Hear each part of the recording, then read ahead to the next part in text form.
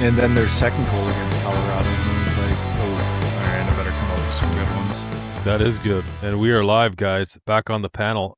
Just for reference, I did say I called Montreal to win against Buffalo. Yes, you did. Boys, it's good to see you. We're back on the panel. Let's get go. Get some, boys. Let's go. All right. Today we're talking Bears. These questions are from the one and only Dragon. So, like me, you're probably super surprised how high quality they are. I mean, I was, for sure. Genuinely. It totally caught Landon and I off guard. Yeah. Amazing. Good. Okay, I mean, my favorite color is ham, so I mean, I don't know.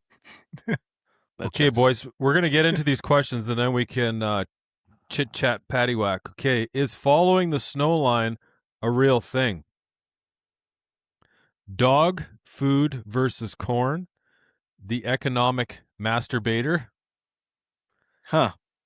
Interesting wording from a doctor. Bear sausage, is 161 necessary for specialty meats? Is wind important when baiting bears? Why do hunters feel the need to stand 20 yards behind the bear for a picture? And in hyphens, Landon measures from his belly button. That last part, I have no idea what these two degenerates are referring to. I am not part of that. I am all class. Landon, you totally know. That's why it's so funny. But I don't appreciate you. I feel like it's a derogatory thing. It's just making fun of you. Hey. I mean, I didn't know you were such a sensitive little flower. Okay. It's true. I'll be nicer from now on. Gentle soul, and that I'll just cry myself to sleep tonight. Yeah, okay. The first one. Yeah. The first one. Yeah. So let's get into this one here, boys. Is following the snow line a real thing? 100%. Absolutely. Yep. Okay. So my counter to that is you're in an area where you know there are bears, but the elevation is too low and the snow is already 1,500 feet above it. Do you vacate that area to follow snowline, or do you stay where you know historically there are bears? Have you seen any bears? 100%. This year? That's why I came. Okay, you're hunting in an area. Have you seen bears in that area this year at that elevation? Yes. And there is no then snow. Never leave. Never leave Absolutely. an area to find. Never leave an area where there are X prey when you're going to find that prey. So if you're hunting bears, don't leave bears to find more bears. Yeah, you don't leave fish to find fish. You don't leave bears to find bears. I get that, but what is your guys' reasoning to follow the snow line? Like, if there is green grass, balsam root flowers, all that stuff, and the feed down low, and it is still fresh and green, why would you continue? Okay, the reason you're following the snow line and elevation. So, like in a place where I live, it's very dry, very fast. That the green line actually travels. You'll see it like this, not within weeks, within days. It'll brown that fast. So, really, you could go out on a Saturday, and that hillside will be green. You come back the following Saturday, you have to get way higher in elevation to find green grass again. So let me give you a scenario. A hunter shows up, never hunted an area before, has some. Is this a personal experience scenario? Absolutely not. This is people calling me and asking me what to do. So I want to get the panel's opinion on this. Shows up to an area that the elevation goes up to 6,800 feet. It's not like where you hunt, right? When green up happens, it's green up until mid-June or so. Mm-hmm. There's flowers at lower elevations from 2,000 to 3,500 feet. Then it's chartreuse green, and then you have the snow line at about 4,500 to 5,000 feet. Where are you sending that hunter? And that's where the synthesis of this question comes, is following that snow line the best choice for that hunter? somebody having no experience in that area, where would you tell them to go? Follow the snow line? If I was, if that's the only intel they gave me, they said, I want to go hunt an area. Where should I go? I'd say go look up around the snow line just below that. That's what I would say.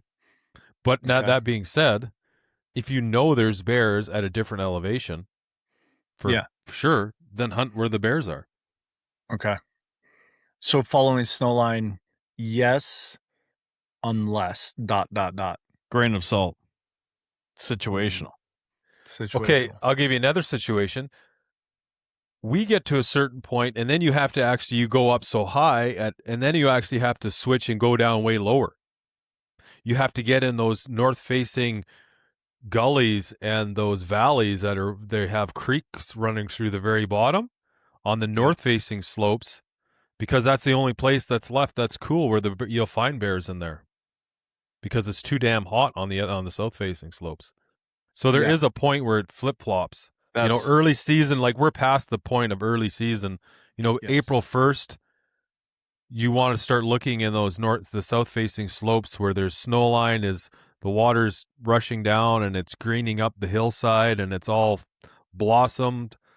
You want to get in there. But as that snow line starts to match the elevation, then you have to start thinking, hunt those spots, and then from there I switch and I go to the north-facing slopes. Like if I'm going hunting out, today is May 20th. If I was going hunting tonight, I'm going to the north-facing slopes. Yeah, if I was going hunting tonight, and I'll be going hunting tomorrow night, but different scenario, I would not go to snowline. I would drive around Forest Service roads and glass for what I would consider the most productive feed and the coolest area where water is fairly close by, and I would hunt that. Now, one thing you also have to think of is mating season, because we are getting into mating season. So you're going to find the bears, those boars, roaming around a lot more. Now, if they're not coming, if you're not baiting, you have to put yourself in positions where you can cover the most ground. Usually, like if you're driving Forestry Service roads, getting into cut blocks, that's good. Look along those edges. Yep. You will find bears just cruising the roads, utilizing the roads during midday. Now, they've obviously, closer you get to the rut, the more active they are during the day. They're not as nocturnal.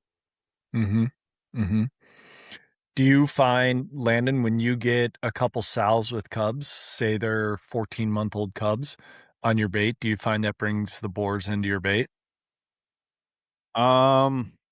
Man, it's really hard to gauge that because there is so many bears. I will say that when you get, like, are you talking this season's cubs or second season? Second season. Can we elaborate on that one specific question that you just asked, Landon? Big bears. Please do. Not bears, bigger bears. Bigger bears, bigger boars. Bigger boars do not care whatsoever. They will actually probably be drawn somewhat to that sow. Okay. Like Kevin and I have seen it when she kicks those cubs out. Yeah. To protect them. Violent. It is extremely violent. We've talked about this on other discussions, but it's violent in the boar and sow, or violent in the boar chasing the sow kicking the cubs out. It's a violent kick out. It's not like you just open the door and like you're shoving you're easing your kids out the door. Yeah. It'd be like your mother coming at you with a fork, telling you to get the F out of the house. My mom used to come at me with fly swatters, so pretty close to the same. So to put it in like different terms, like, so your boys are mid-teens, say. Yeah. Yeah. It would basically be like, let's go on the lawn and we are going to bare knuckle fight. Oh. Get out of here. That's not really a good reference, though, I feel, because those cubs do not stand a chance against their mother. So, Mike, I've actually witnessed a mother sow chasing her cubs up the tree after she's been trying to kick them out, and actually claw into them and draw blood and actually like tree.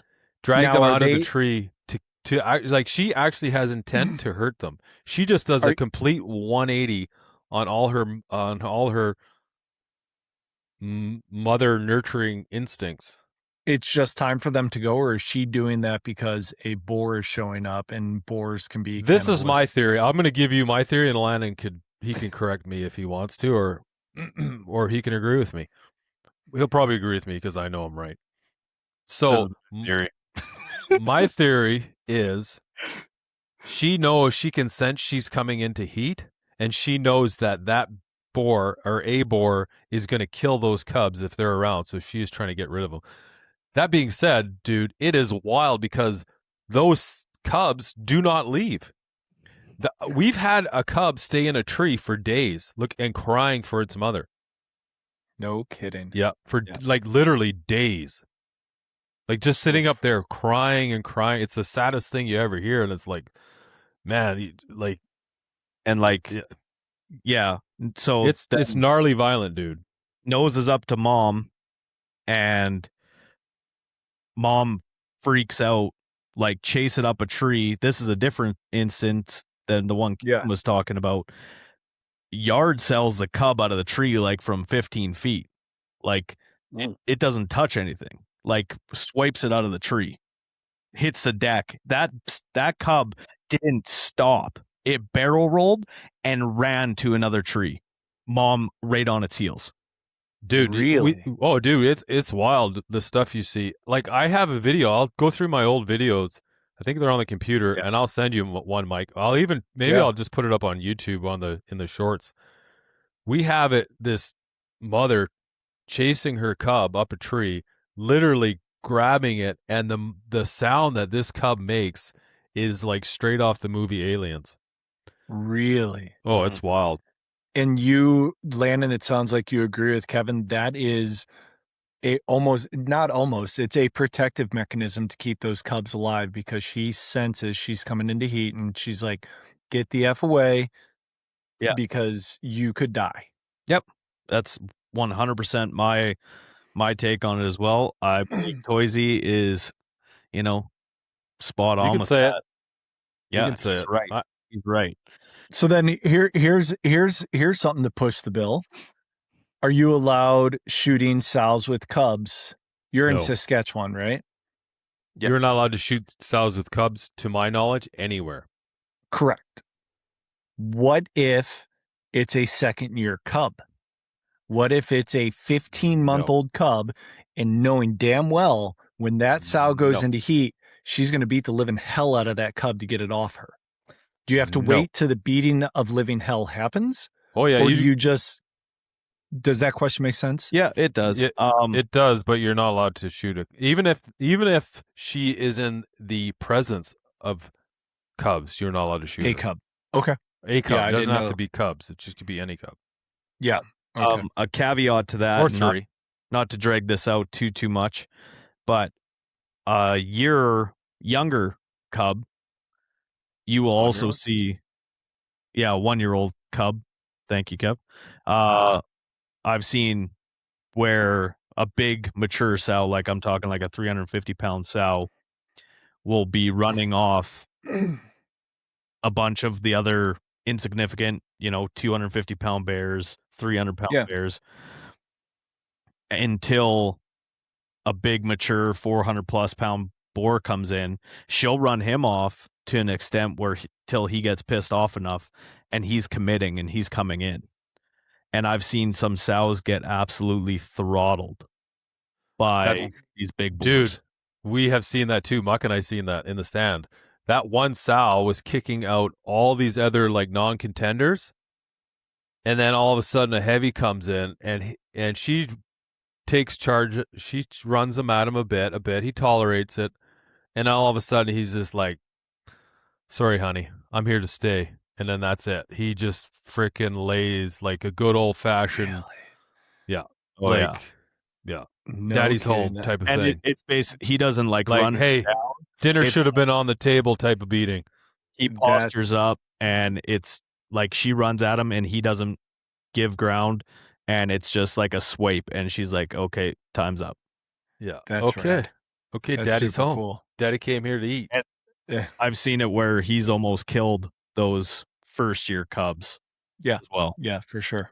Okay. But yeah, pretty crazy stuff. Yeah. No, it's wild. Did that all go into that first question? It did. That all Yeah. tied into there? Yeah. How do we segue into that from It following was snow me. lines? It was me taking over. That's what you get when you get the dragon to take over the hunt farm. It's better Dude, if you just run it. Dragon gets involved. I tell you what, The panel I'm a gets little, real. I'm a little loquacious. We go on tangents. Who the hell knows I don't what's even know going to what happen? loquacious means. You should look that up. You It's a word. kidding me? It's a word you'll use. It's like sensual. Well, that, Well, it's not really like sensual, but maybe. that's a great word. Kind of like the word moist. That's a weird word. Spatula. It's not a good word. Huh. I don't know if that's a fitting word for the panel. Moist? Probably not. No. Stiff, maybe? I don't know. Oh. Dog food versus corn. Well, I Don't look at me, boys. The only No, baiting. so our last guest, when we had Weston on, I mentioned Old Roy bacon flavored dog food. Did you see his Instagram post from 2 days ago? some old Roy dog food. Old there? Roy bacon flavored dog food. You guys I spend a texted lot him. of time on social media. I have to go I there and look. texted him and I said, that stuff works. And he texted back, dude, I can't believe how well it actually works. For sure. It where he said, I had the sweets and all that other stuff on it that, you're paying for whatever, 46 pounds for $18 US dollars at Walmart. And he's like, it's fantastic.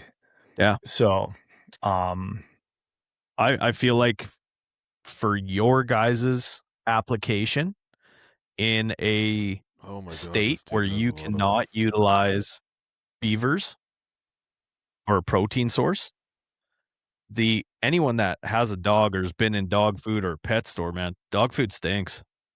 oh, it's horrible. It stinks. It just straight up stinks, but that's what you want when you want Yep. the bear to come in. So what's your opinion on corn, Landon? I've never actually used corn. Okay. I find that there's better cereals and stuff up here that are more affordable Okay. and also perform just as well. But that is so the big reason why, pardon me, I wouldn't use Old Roy up here is it is just not financially responsible for me to bait with dog food. Makes sense. And we're not allowed to bait with beaver or meat. So we're stuck in that spot. Now, my buddy at the archery shop who helped set up one of our baits or both of our baits, he was pretty adamant about bringing corn, and I called BS. And I will tell you, last time I went down to that bait, I found a bunch of coral mushrooms and I was like, oh man, there is legitimately a 20-pound coral mushroom growing 10 feet from our bait site. And I went over after I checked the cameras to look at said coral mushroom, and bears clearly digest corn about as well as humans do. It was a big pile of bear corn poop that looked a lot like a coral mushroom. So they are hammering the corn as well. And down here, corn's fairly cheap. You can get deer feeder corn, you can get it apple flavored, all that stuff. And it's Deer actually even feeder corn. deer feeder corn. Yeah. Absolutely. We got it here. And it's dirt cheap. You get 50-pound bags, have it apple flavored. They have a couple other flavors. You It's ever tried really it? cheap. No, it's like, it's not even like corn to pop. It's like hard ass corn. Like I wouldn't eat it. Like it'd break your teeth. Hmm. Now you're making me kind of wonder though. I might grab a handful of it and soak it in water and try it now. But it's cheaper than Old Roy, and at least down here, it works. Now the problem is I put the corn and the dog food together, so I don't have a really good control study to see which one works better. So I just didn't know if you had You know what you should do, Mike? Which one? What? Here's what you should do. You should try dog food by itself, and then try corn. You're a freaking genius, dude. I was gonna say I've been telling you guys this the whole time. I was gonna say I would separate the piles and see which pile empty first. Put them right next to each other. See which one they go to. Yeah. Yeah, that's a smarter idea. Why didn't I think of that? That's amazing. Well, I mean, like there's less scent with corn, right? But like you talked about the digestive stuff with corn, when they're just out of the den, they're looking for stuff like that, right? Stuff that's going to clear out that plug. Yeah. So, that's why you find them really. Anyway, I find they hammer the cereals, but they also just go hard on meat. So that's a toss up. But with as much as you're baiting, with as much bait as you're putting down, buying bags of stuff like that is not economical. But somebody like, and I have buddies that buy the, pallets and stuff you do, but the guy that occasionally goes down every other week and refills it, it's not a bad way to go. Pick up the cheapest ass dog food you can buy. And you're just dumping yours on the ground, right, Mike? Yeah, I didn't even put a barrel in, and that is 100% me being just a lazy turd, man. I didn't want to have to carry the barrel back out. I knew where leave it I up there, or is that littering? No, you even if you're going to bait it in the fall, it has to be removed by the end of the spring bear season. Okay. And I What didn't if you want got to a take smaller barrel, like a jug. I mean, that would be fine. But here's the deal in Idaho that I found out, and I don't know what it's like up there. So if I bring BC a 55-gallon Saskatchewan?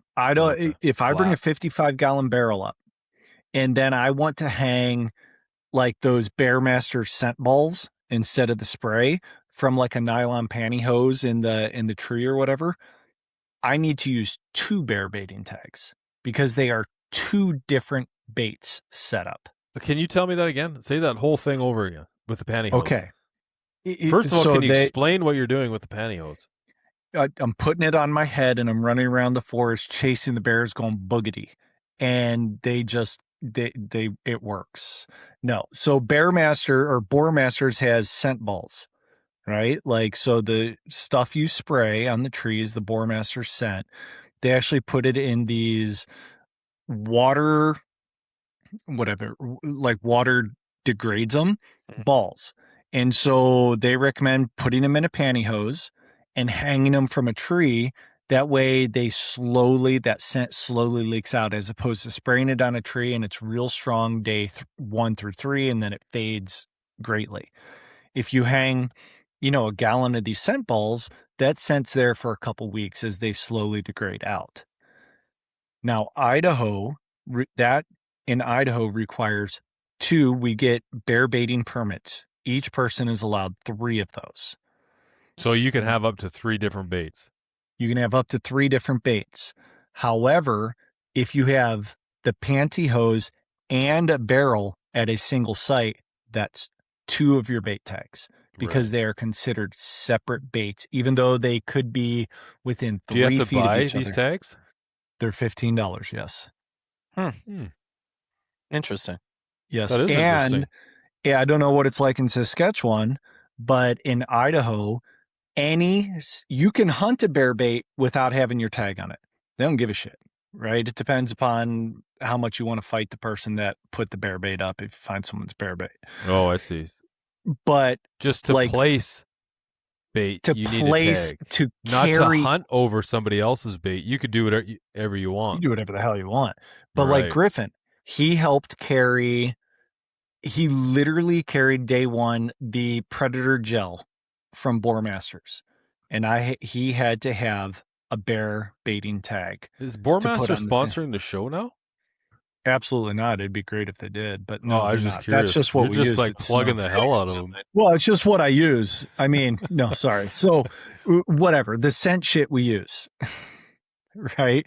But any person that carries bait in has to put their tag on that bait as well.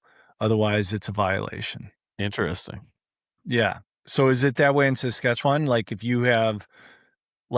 a bucket-o beaver hanging above your bait barrel, do you need 2 tags? Do you guys even get tags to bait? Like, how's that work up there? Nope.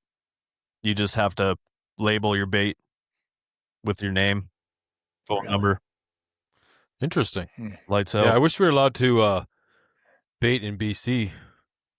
That'd be nice. Are you allowed hunting the apple orchards?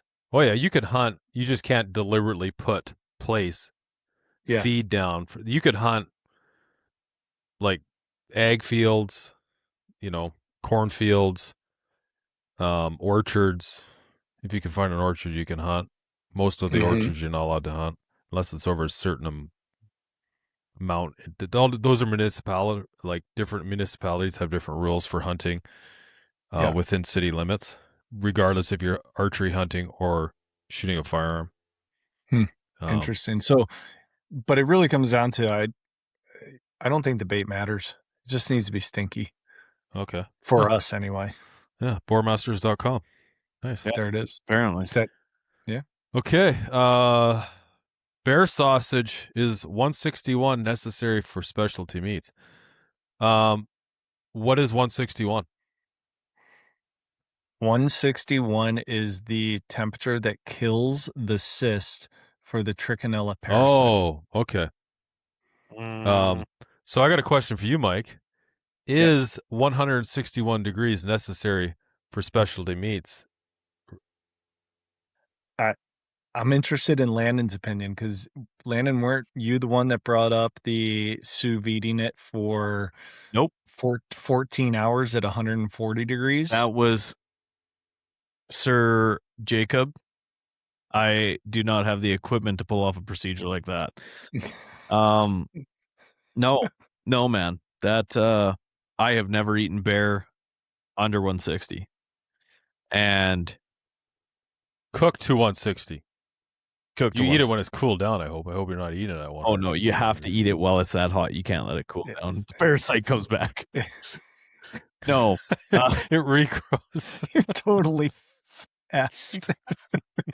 You got to burn your tongue. There's no way around it. Only way to eat bear is to burn your mouth while you're eating it. Yeah, I don't know. That's kind of the baseline, like for sausage or pepperonis. Like even when we smoke them, you have to take them past that. Now, what do you my method? What do you take your elk and deer to? Same. You take it to 160. Typically, yep. Okay. So I take it to, like, I pull all summer sausage, snack sticks, etc. at 155. But Guarantee bear probably crawl. They probably creep after, or are you cool soaking it instantly, chilling it? So I will soak summer sausage because it's, thicker and I don't want it to bump up that much. Sticks I'll take out and it'll crawl probably to 157, 158. But bear, I mean, I just follow the literature, Kevin, to answer your question directly. Like I tell clients that want me to do bear, so I never take elk or deer past 155, but I will not What about pull moose? that bear. No, moose 155, any sort of animal like that, but I will not pull bear out of the smoker until it's at least, and I go 1 degree above 168 until it's at least 161. Antelope too? It's a goat. Yeah. I mean, I don't get many antelope. They weigh you get like 25 pounds of meat. They're delicious. Why are you so judgmental, Dragon? I'm not judgmental. I'm honest. I've never shot an antelope. I heard they're delicious. They are quite tasty. Yeah. Yeah, no, 100%. 160. I that's what I do for all my pepperonis. Not 161? Wow. Because you just said 161 and now you're saying 160. No, that was me that said 161. Oh, okay. So you're 160, Landon, you're 161. Yeah. No, vice versa, other way around. I'm 160, he's 161. Yeah. Right. Yep. I mean, I feel like at 155, even with the pepperonis on elk and ungulates, you're touching cloth, man. You might as well just let her go. 4 degrees. I think, I mean, Do you think that really matters, that like 3 degrees? I do. You do? So it's like I do. the worm knows it's like cyst, Yeah. Oh, okay. Oh, It's time like, for me to yeah, kick. are you talking for elk? Or are you No, I'm talking like I'm elk. talking for bear. We're talking bear. Yeah. But elk, I mean, Do you want to talk about elk? Oh, I love talking about elk, but I was just wondering because you could go both ways with that question you just said, Kevin. I don't go both ways, but I am sticking straight. Sorry, I never went to college, dude. We talked about this in the last episode or a Mike, couple you're gonna have episodes to ago. bring that up. I'm not a college guy either. I mean, there are no, like, do elk and deer and stuff have parasites and worms? Yeah, everything has parasites and worms. I mean, if you eat sushi, Turkeys that's don't. the highest. Well, if you eat sushi, you are putting yourself in danger every time you eat sushi, right? Really? Like, I love just, sushi, dude. I do too. But here's the deal. We eat elk and deer medium rare. Like, you pull it off the grill 118 or whatever. You would never do that with a bear. Now, No. I think there you have to cook is to 161. you have to cook, well, 160. I go 161. And to answer your question directly, Kev, yes, the cyst, does it know? I mean, I don't know if a cyst has like a capacity to know, but at 160 degrees, that's when that cyst dies, right? That's when, and that encapsulated So you're worm telling me, dies. hold on. So if I cooked it at like 145 degrees for a long time, it wouldn't die?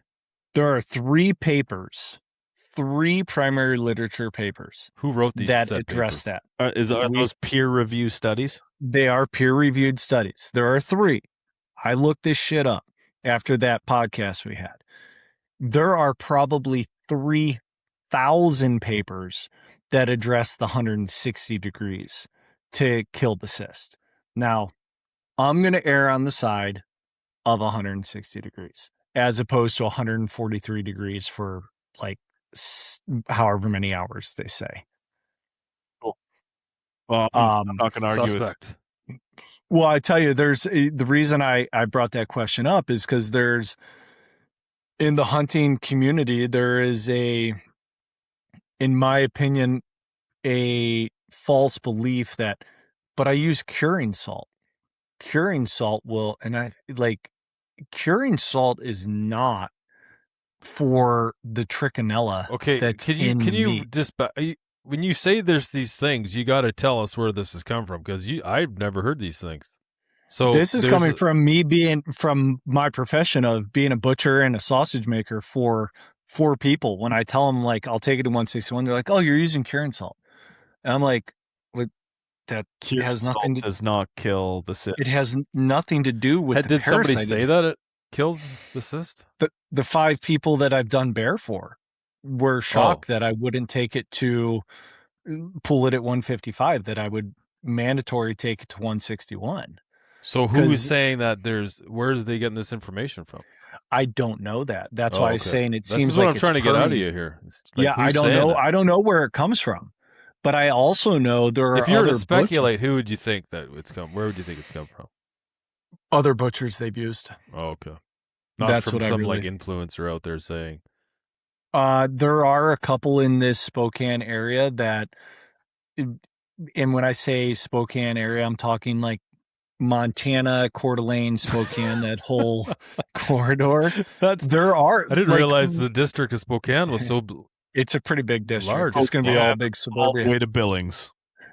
Well, no, probably to Bozeman. But there are people that are like, there's a couple that really advocate for sous videing bear at 140 degrees for hours, and then it's fine. And there is actually a very local guy here, like very local, a few miles down the road, that will jump on his socials, and I haven't seen anything in a while during bear season, and talk about how great a medium rare bear steak is. I bet you it is good.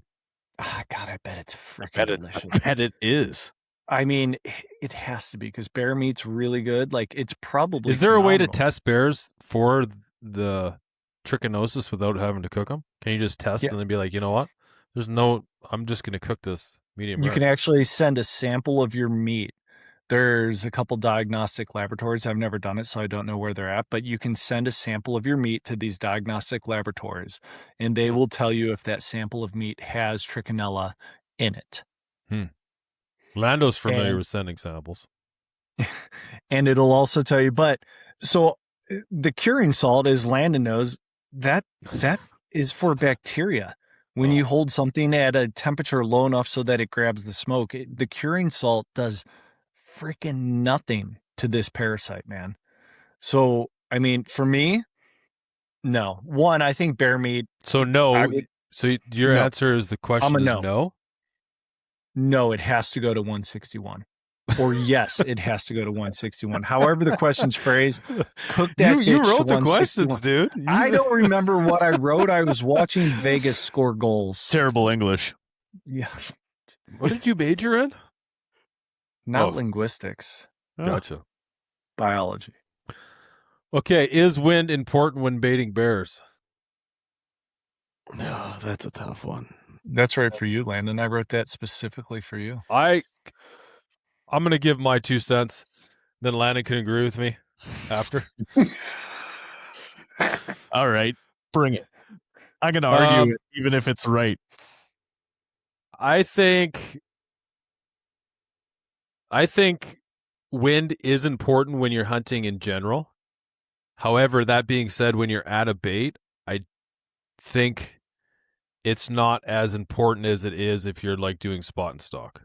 I think the bigger bears, they are like if there's not if they coming in and they wind you, they will most likely be very hesitant to keep coming in unless there's a hot sow at the bait. This is all in my personal experience. Now I haven't hunted over bait as much as Lando has. So that's my feelings on it.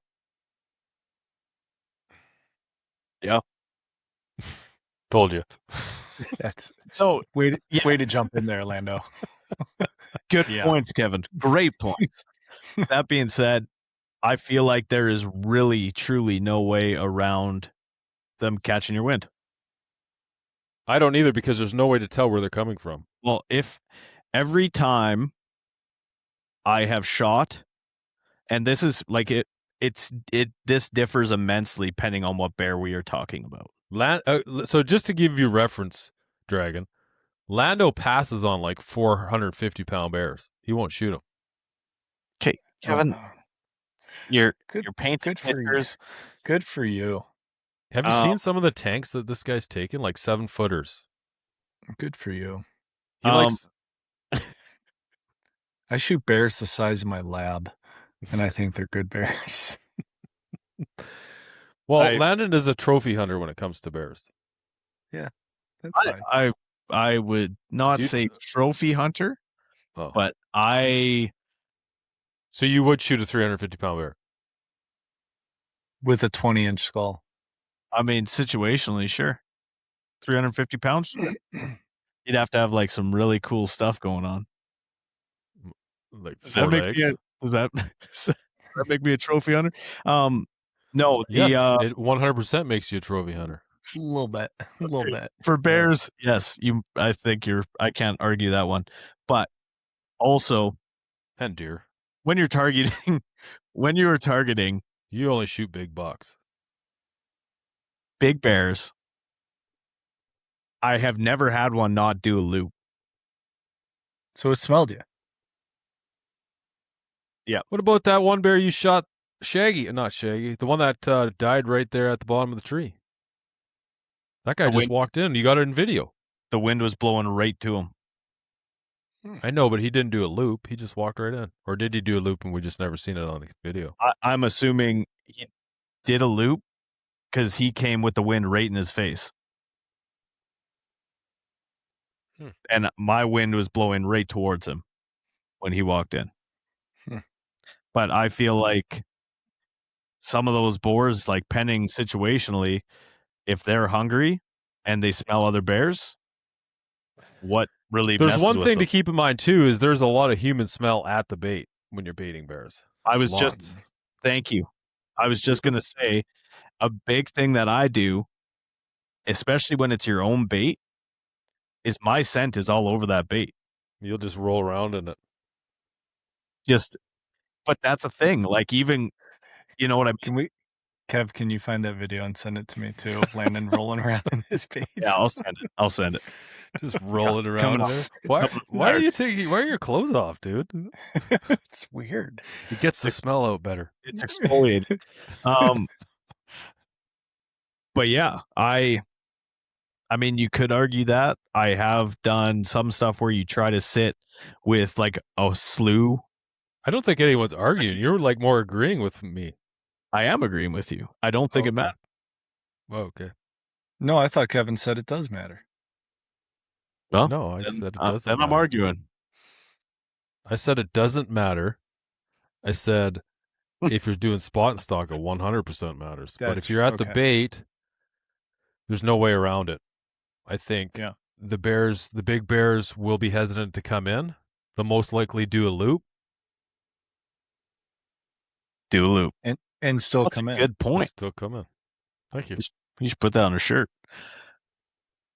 Well, what about your experience? You've killed more bears this year than I have, Dragon.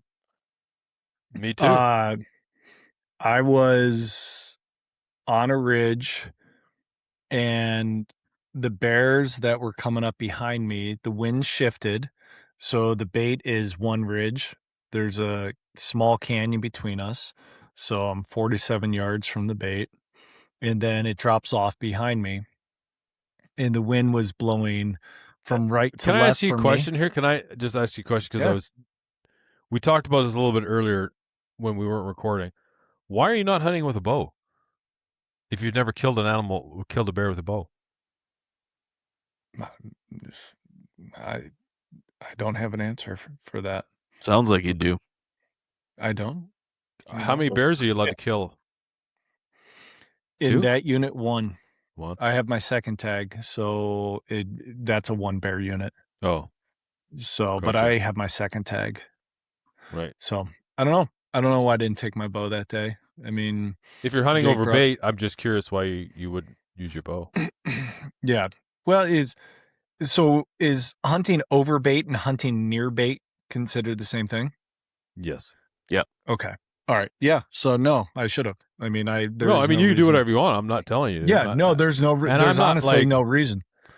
I'm not really wearing maybe a little bit of a white wig. I may be a little bit judgmental, but I was just curious more than anything.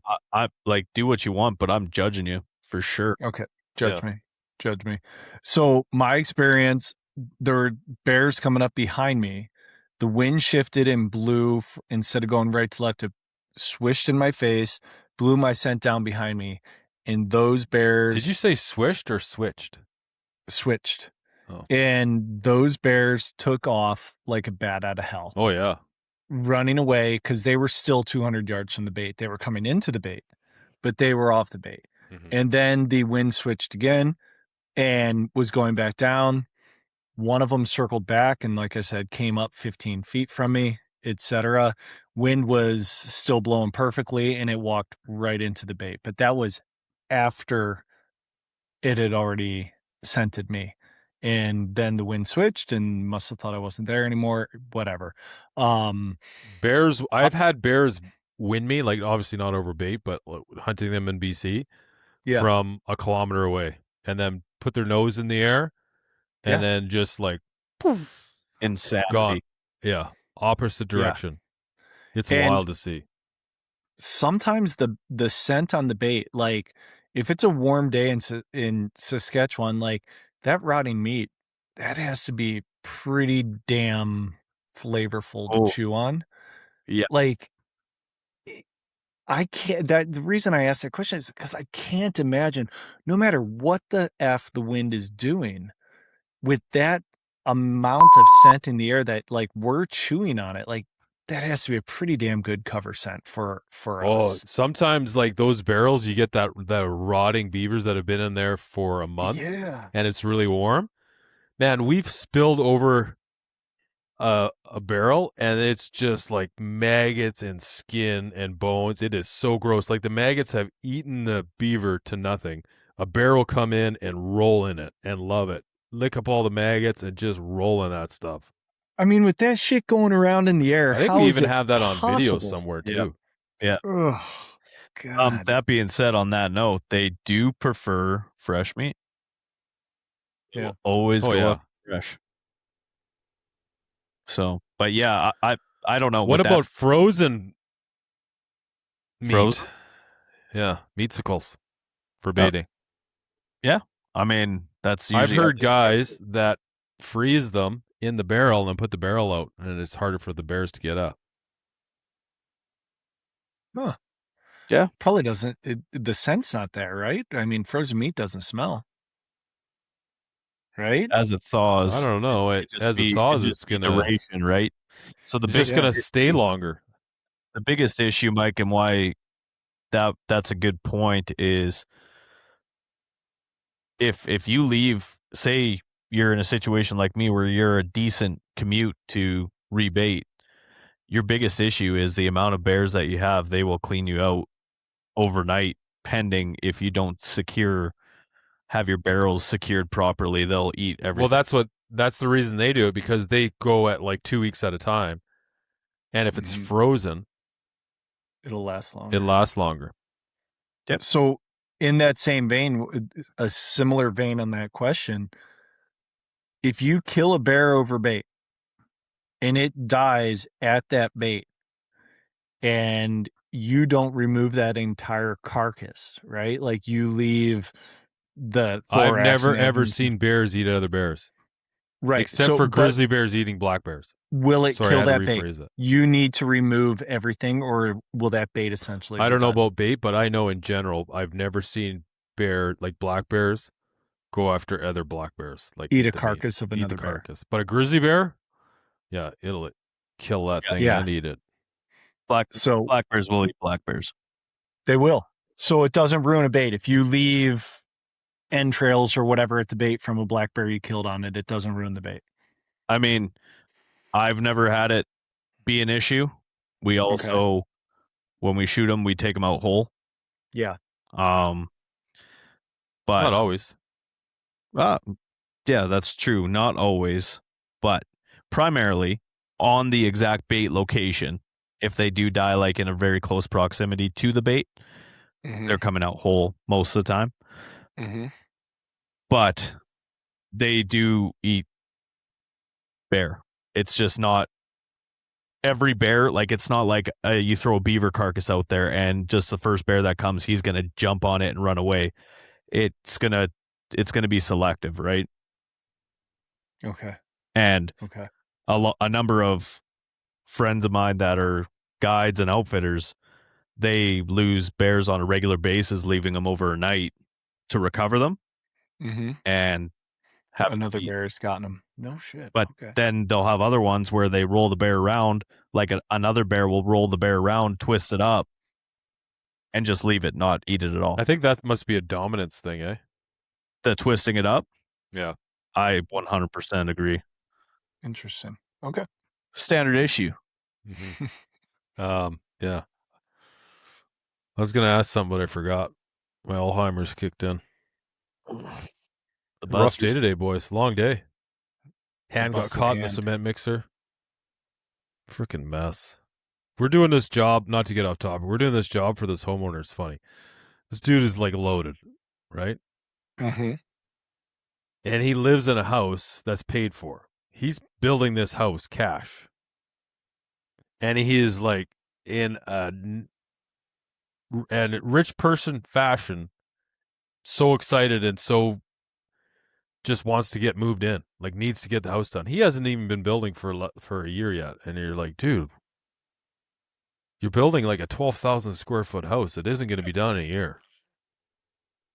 I got to get. Why do you have to get moved in? I don't understand. Like, what's the hurry? Is your landlord kicking you out? Like, no, you own the other $1 million house, dude. You fucking chill. Why don't you tone it down a notch there? Why don't you dial it down, buddy? Well, those are some problems to have. You don't know what it's like. Do you know what the payments are on a Ferrari? You know what it's like having $2 million houses, multi-million-dollar houses? It's a burden that only few can carry. His other house has like a putting green in it. Big, like he's got a pool and a swimming pool and one of those the pools you can actually like swim in, and they what are they called? Like the infinity. Yeah, infinity pool. Yeah. Poor you. So It must suck to be poor. sounds kind of shitty. Yeah. And the funny thing is, like, he's building these houses, and it's like on the neighbor's property line. Like 3 feet easement. Yeah. No, like on the property line. Like they took his fence down and we put brick up there. It's the back of his house. Oh my God. They can hand butter back and forth across each other through the windows. Oh, dude, it's wild. Crazy. Anyway.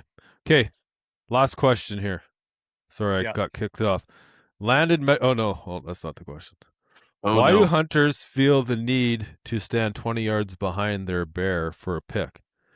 I got a question for you. For that question, why do hunters in general feel the need to stand and hold on to the tail of their deer or their elk? Tail? I've never seen someone hold on to the tail. Well, that's how far back they are. Oh, they're just standing. No, they're sitting at the back of the thing. Why? Why? Some people just aren't confident with themselves. Some people measure from the belly button. I'm scared to ask what the heck you guys are talking about. I really am. I'm curious as shit to know what you two guys have been blubbering about in our group chat. I had to get Dragon to elaborate because I had no idea what the hell he was talking about. Oh, you guys went and did some like behind doors messaging? No, like closed doors messaging out of the group? As we sat down, you were zoned out, Kev. Oh, today you did that? Yeah. Yeah. Oh, shit. I must have been getting the notes for the show, and you guys are sitting there chopping it up. Walking away. Okay. Well, anyway. So I mean, if you could name 5 bear pics you've seen where the person is not like all Landens. Right. This year, right? Oh. You haven't killed yet this year. People he probably won't. People like bears. To be 10, 15 feet behind their bear. Sometimes, they may be touching their bear with their arms extended all the way as far away from that bear as possible to make it look like it's not the size of a lab. You know one thing I've noticed about Landon and all his pictures of his animals? He doesn't have to stand behind them because he kills giants. They're just so freaking big. Hunter. Like, look at that thing. I mean, I wish I could trophy hunt. Look at how big that bear is. And like Landon is like, he's not a small man, but he's not a big man. He's 5'7". He's 5'7". I'm 5'7", 2 bills. Okay, so I'm not like a dainty little figure. I'm more like a dwarf off Lord of the Rings, if you will. Look at this one. Like he's sitting right beside that thing. That head is as big as his torso.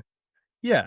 So, but why? So why do people like look at this in your elk estimation? He killed? Look at that thing. Is it just they're uncomfortable the fact that they killed a small bear, or they killed a small deer, or they killed a small elk? Like who cares? Yeah. Like what? I don't know the psyche behind it. I just know that it's frustrating as hell. I don't know. I feel like a lot of it is exactly what Kevin's showing. If you're watching and not listening to this, exactly what Kevin is showing on Instagram. If you're watching and not listening, or watching, just have us on mute. Hey, you just described all our watchers and listeners. If you are not watching but listening to this, I feel like it's that. It's if you have a picture of he just kills big stuff. That's if you have a picture of an animal and I don't know, it feels like you did something wrong if it's not up to snuff. Right? By everybody else's standards, right? Exactly, because everything's been put on a pedestal. Mm-hmm. And like it's a gold standard now. Like, you have to share like a big grip and grin of this trophy animal. Well, a trophy's in the eyes of whoever takes it, right? Right. Like, I don't know. Like if Griff kills a bear tomorrow, I told you guys I'm going to take 2 pictures. One where he's 20 yards behind the damn thing, so it looks like the bear is a 9.5-foot black bear in Idaho. They don't exist. And then I'm going to have one with him right next to it, and it'll look like the size that it is, a lab, an overweight large lab, because that's what we have down there. I hope he shoots like a 450-pound monster. You know they're there. Guaranteed they're there, dude. I would like it if he shoots a 220-pound black bear. That's an Idaho trophy. That's a big black bear in Idaho. Dude, there's got to be. Why would there not be big bears in there? It's not like they get to a certain size and they just stop growing, or a certain age. It's just they are not where you're hunting, or you're not hunting where the big bears are. You got to get in a little deeper. You got to go deep.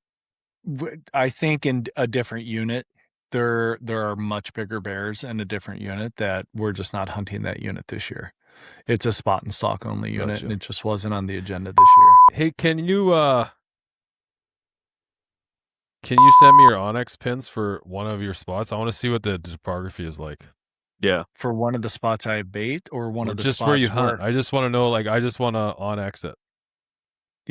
Yeah, I'll send you. Don't worry, you're not gonna roll up there this weekend. I'm not gonna be hunting there with my kids. I'll send you the bait, the active bait. So that's the other shitter of, we set up 2 baits. You'll love this. One bait in an area we know both baits nobody goes to. One we're able to access. The other one we haven't been able to access since we put the bait in, because they're doing road construction. But they're not doing just road construction. They dug out the lane to get to that Forest Service road like 2.5 feet down. And it's been that way for the past months. And that is the only access point to get to that bait. And they didn't put like the little pile of gravel so you could still access it. It's just closed. So that bait has been sitting. That bait very well may have a 350, 400-pound bear on it. I have no idea. No way to access it. I just got a message here, just to stir up a little controversy here at the end of this episode. Oh man, I just lost it now. On that note, before you rip that off, Kev, Okay, Derek the Corey messaged on the live chat. If you aren't going to show respect to the animal, then don't throw the arrow, and that's a great thing. Jesus, 100%. DC Derek, the elk assassin. Corey. The Elk Slayer, Derek Corey.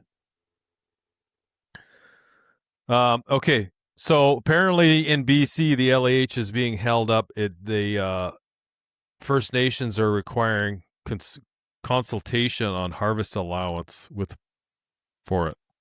So, if you guys don't agree with that, then maybe send a little email to your MLA. That is wild. Yep. I'm just reading a note somebody gave me. Somebody messaged me. That's awesome. That's great. Another panel discussion. Another panel, another time. We actually have a conversation coming up with someone regarding all this stuff in the very near future. Tomorrow. Boom. Live. Sorry, Dragon, you're not invited.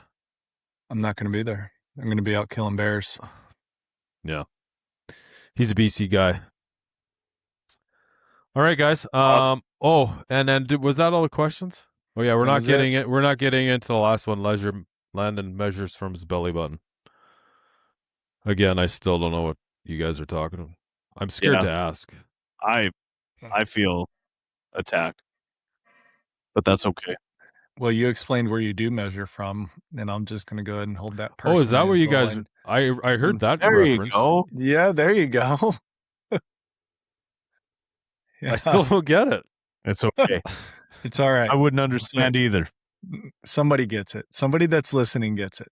Right. Okay. Well, gentlemen. Oh, and you guys make sure you comment below. Get questions in. We do have a winner. I already messaged him. Oh, Ted, you won. You won because you're the only one who wrote the comments regarding a topic. Nice work, Ted. Question or topic. So, congratulations, buddy. You got a Vortex Binohards coming your way. All right, gents. Landen, you See gonna you, boys. throw anything in there at the end? Yeah, just comment, subscribe, enjoy Coca-Cola. That's it. Okay, guys. Oh, and bearmasters.com.